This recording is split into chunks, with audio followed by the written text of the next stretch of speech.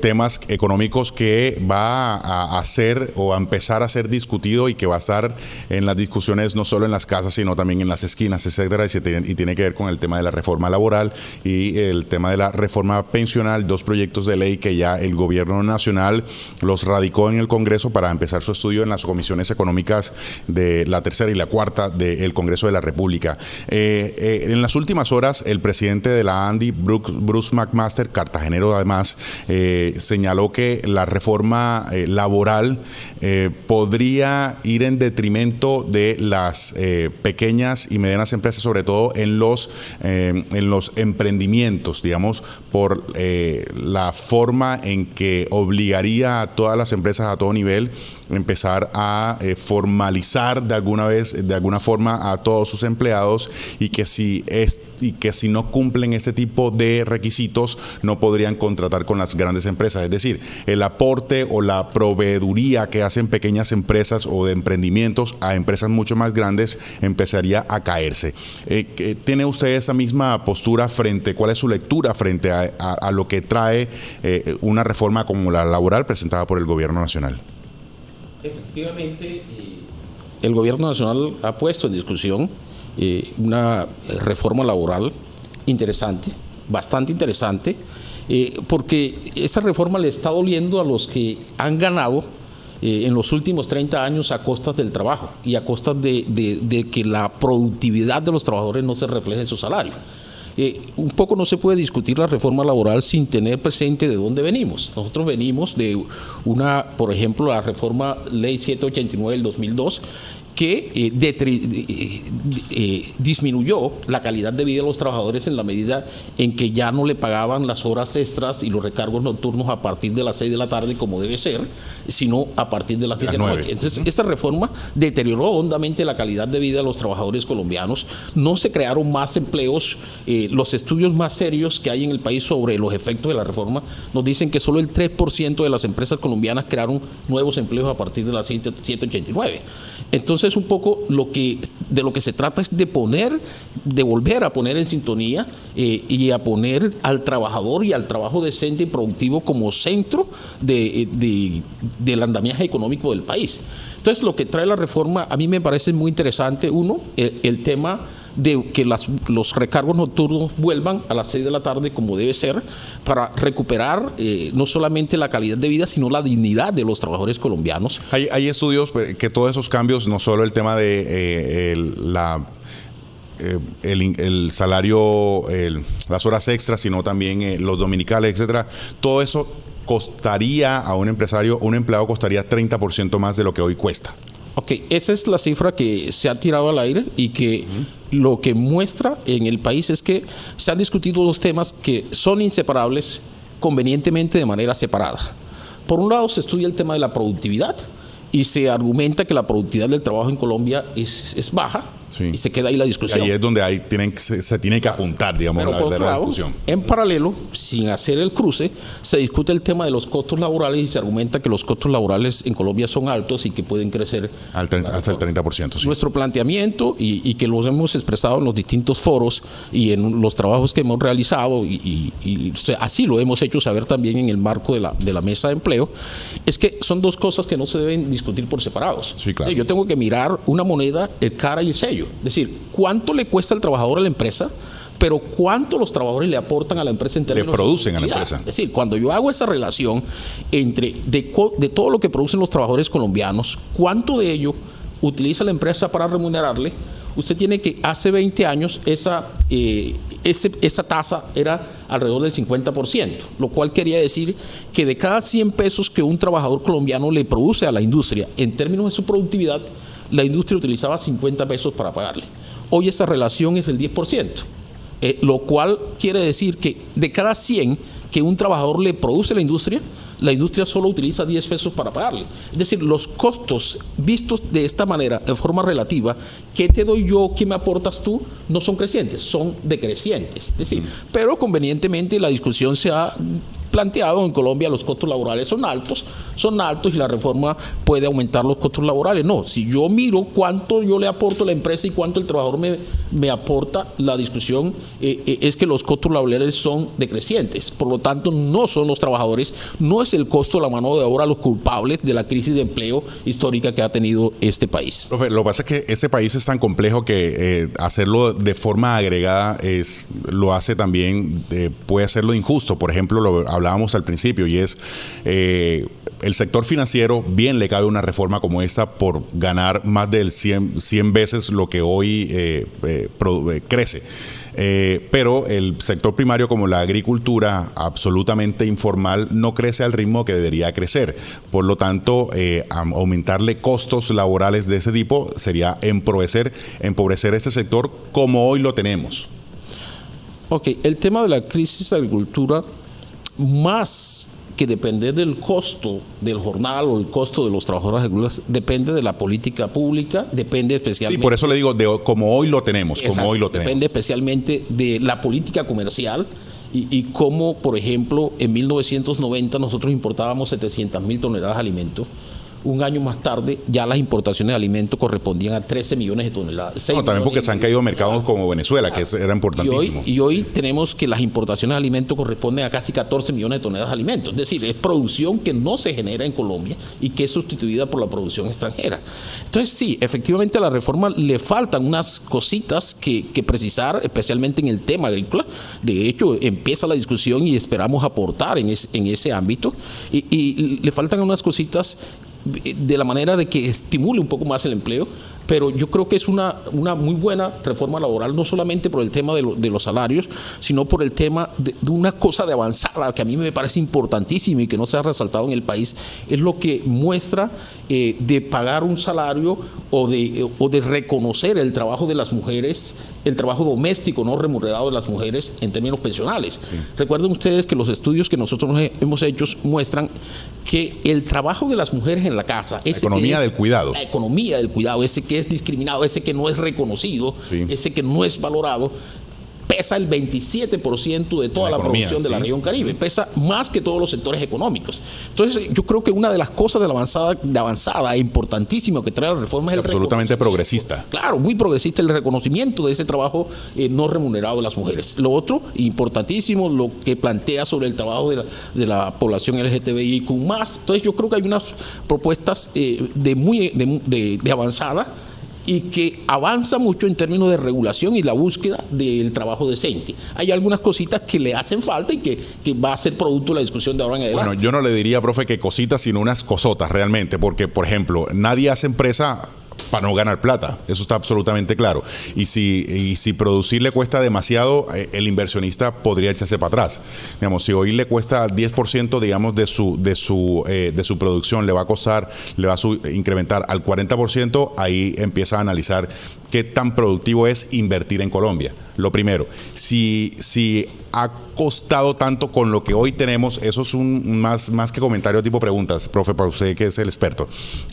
Si para hoy lo que tenemos, el sistema que hoy está, el nivel de empleabilidad no es el que debería tener Colombia, ahora incrementando los costos de mano de obra a un 30%, ese nivel de empleabilidad, si bien podría quedarse estática, incluso podría decrecer. Ok, ese punto de partida es importante, pero se queda en el plano de mirar una sola cosa, de mirar solo el tema del costo laboral. Reiteramos la necesidad de plantear conjuntamente productividad con temas laborales. Y lo otro es importante, y es que gran parte del empleo no se genera o no se determina en el mercado laboral.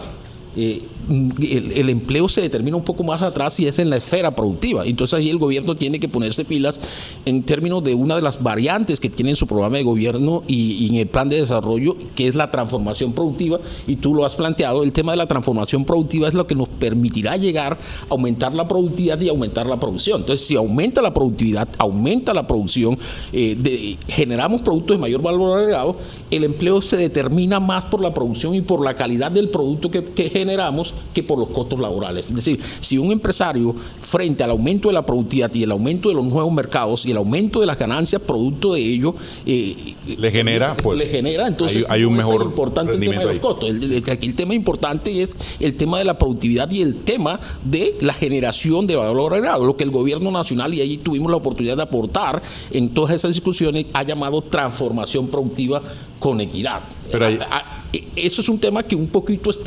todavía no despega en el nuevo gobierno, pero que tiene toda la fortaleza para hacer el punto de partida en donde se determine todo la demás discusión del país. El tema de transformación productiva nos manda agricultura, nos manda industria, nos manda servicios nos manda calidad del empleo. Es como el quick del asunto. El quick del asunto. Sí, sí. Pero bueno, profe, ahí hay otro asunto, y es que la mayoría de este país, y para hacer el caso preciso de Cartagena, el 70% de Cartagena es informal. ¿Cómo resuelve esta reforma laboral el problema de informalidad? Porque hay análisis que hablan de que mejora así las condiciones de los que hoy están trabajando, sobre todo los que están sindicalizados, que no se pueden despedir y que se tocan por las dificultades que habría, pero que más allá de los costos que sería de despedir a una persona que no está sindicalizada, es el tema de los que hoy trabajan de manera informal, el mototaxista, el taxista, los del mercado de Basurto y toda una economía de comercio, de servicios que que está en la economía informal. Así es, uno de los aportes que hay que hacerle a partir de ahora en la discusión de la reforma. Es una reforma muy buena, pero está bastante centrada en el tema de la calidad del empleo y del empleo productivo de los que ya están trabajando. De los que están trabajando. Sí, entonces ahora hay que mirar cómo aportamos más a esa discusión. Y gran parte de ella se empieza a zanjar cuando uno empieza a mirar a un Ministerio de Trabajo que no solamente se centra en el tema del empleo, sino que se centra en la interacción con los otros sectores. Aquí se requiere una interacción constante del Ministerio de Trabajo con el Ministerio de Agricultura, con el Ministerio de Industria y Comercio, que es en donde se determina gran parte del empleo. Es decir, si nos quedamos con un Ministerio de Trabajo que solo está pendiente al sector trabajo, entonces ahí nos vamos a rezagar. Tenemos que un trabajo mancomunado, colaborativo entre el Ministerio de Trabajo, Industria y Comercio, Agricultura, para permitir impulsar los sectores que son más proclives con la generación de empleo en el país. Entonces ahí es que tenemos que aportar para que no se nos quede el tema laboral solamente en el tema de costos o en el tema de la protección necesaria y digna de los trabajadores que ya están, sino que una economía que sea capaz de generar empleos productivos y que permita sacar a la gente de la pobreza y de la miseria. Bueno, profe, el año que viene inicia un nuevo gobierno. Vienen nuevas figuras, nuevos candidatos, y se viene también el tema de los recaudos del distrito. ¿Será que nosotros podemos llegar a recoger 1 billón de ingresos en impuestos? ¿Qué cree que se debe hacer también, ya que usted fue exsecretario del Interior? Bueno, Hacienda, perdón. Creo que a la ciudad le hace falta que no haya solo buenos elementos, parte de un equipo, como hoy lo hay. Hoy tenemos muy buenos personas guiando ciertos sectores, pero son individualidades. Hace falta que haya un capitán de la nave, que haya un técnico que permita que nos pensemos proyectos estratégicos de ciudad. Si bien en el tema de Hacienda estamos dando unos pasos importantes y que ya habíamos planteado de alguna forma el tema de la modernización del aparato técnico y tecnológico, el tema de mejorar el recaudo, el distrito parte de un recaudo del 50% del potencial. Es decir, nosotros de cada 100 pesos que teníamos de recaudo, solo estamos recaudando 50 pesos. Entonces ahí tenemos un espacio importante para avanzar. De hecho, se vienen haciendo algunas cosas importantes en la ciudad en el tema de Hacienda, pero son cosas que se quedan pequeñas frente a no hay una mirada global de ciudad. Entonces ahí son esfuerzos individuales que no generan sinergias en otros sectores, porque cada quien defiende su pedacito de lo suyo y no hay que aglutine los esfuerzos y las perspectivas de hacia dónde debe ir la ciudad. Profe, bueno, y para cerrar, ¿cuáles son esas recomendaciones, ya que estábamos hablando de la inflación y todo lo que se viene presentando en materia económica en la ciudad de Cartagena? Entonces, ¿cuáles son esas recomendaciones finales para que los colombianos o los cartageneros no se les vea el bolsillo tan afectado. Bueno, hay gente que en estos momentos se van a ir de la casa, necesitan comprar electrodomésticos, necesitan comprar cosas de aseo personal, pero a veces no saben diferenciar o no saben tener una buena economía en la casa, no saben organizarse para poder tener las cosas que quieren. Entonces, ¿cuáles son esas recomendaciones finales para los que nos están viendo en estos momentos? Hombre, Paola, tú la sabes, prestarle atención a las directrices de la señora en la casa es... Obedecer a la esposa es fundamental. Es fundamental. Si no, no alcanza. Si no, es clave, es decir, es un momento bastante difícil para la economía del bolsillo, para la economía del hogar, no solamente en términos de inflación, sino en términos del encarecimiento, por ejemplo, los costos de uso de las tarjetas de crédito. El tema del crédito no es una buena alternativa. Normalmente los hogares, cuando tienen dificultades, tienen que acudir al crédito como una extrema necesidad. Sin embargo, hoy con las altas tasas de interés, las altísimas tasas de interés que tenemos en el país, no es una buena opción el crédito. Lo otro que no alcanzamos a conversar es de cómo el tema de inflación se pasa al tema de seguridad alimentaria. La gente hoy está pasando hambre. Especialmente en las ciudades del Caribe, son las ciudades que son medalla de oro, medalla de plata, medalla de bronce, primera y segunda princesa en hambre en el país. Son las ciudades que más, donde hay más hambre en el país, en las periferias urbanas, rurales, la ciudad de Cartagena. De cada 100 hogares, 70 no alcanzan a cubrir las 3 comidas diarias. Entonces tenemos una situación difícil, lo que obliga a un plan de emergencia. Y hemos venido planteando la necesidad de una canasta básica de emergencia con enfoque de género en las ciudades y en las periferias de las ciudades para hacer frente a esto que nos está ocurriendo, mientras las políticas más de mediano y largo plazo, más estructurales, dan resultados. Entonces es un poco, los hogares no lo pueden hacer solos. Especialmente los más empobrecidos. ¿Qué están haciendo los hogares más empobrecidos para sobrevivir frente a esta alta inflación y frente a la carestía y al hambre? Están modificando desafortunadamente sus patrones de conducta. Cuando uno va a las periferias, los hogares más empobrecidos le dicen a los niños: acuéstense temprano y se levantan bien tarde, porque así les permiten hacer el quite fisiológico al hambre. Si yo me acuesto temprano, implica que ya la cena me golpea menos, y me levanto tarde, implica que el desayuno me golpea menos, y por lo tanto ya puedo jugar con una sola comida al día. Eso es un poco lo que está ocurriendo desafortunadamente en las periferias urbanas. Cuando uno sale del salón de clase, sale de las 4 paredes y va a la periferia y va y trabaja con la gente, eso es un poco lo que está ocurriendo en Cartagena y especialmente en la región Caribe y en Colombia.